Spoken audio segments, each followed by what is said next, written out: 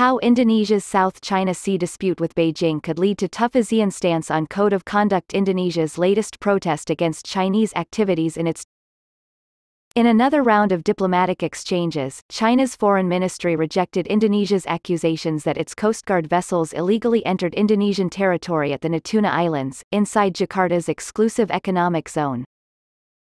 The Natunas are located about 1,100 kilometers (684 miles) south of the Spratly Islands in the South China Sea.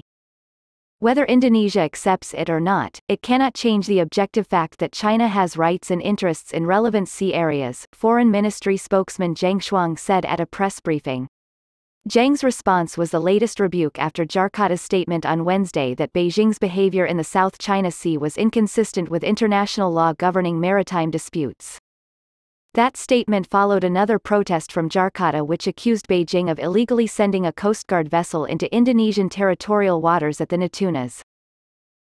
Jakarta said Beijing's claims to South China Sea territories were refuted in 2016 after the Philippines argued and won its claim before the Permanent Court of Arbitration at The Hague in the Netherlands. Beijing has since failed to accept the ruling. Jakarta has repeatedly clashed with Beijing over fishing rights around the Natunas, detaining Chinese fishermen and expanding its military presence there.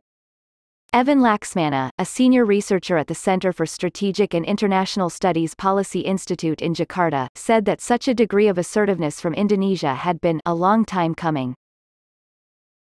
In previous and similar maritime incidents, Jakarta has filed diplomatic protests, and yet incursions continue to occur, Laksmana said.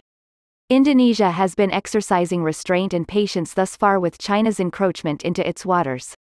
But over and over, the maritime incidents occur, and Chinese officials continue to assert historic fishing rights deemed illegal under international law.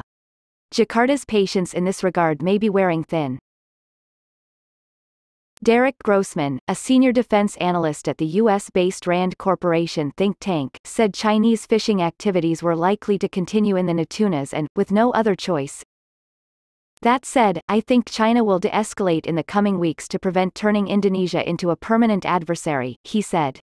Longer term, however, relations are likely to become increasingly strained as China continues to assert its fishing rights by extension of its de facto control over several key and now militarized features in the Spratly Islands.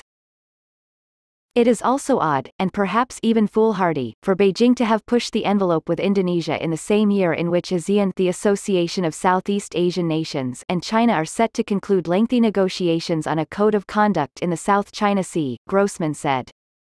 China's response may have inadvertently pushed Indonesia towards siding with Vietnam in calling for ASEAN to have discussions on a strict and binding document for dispute settlement.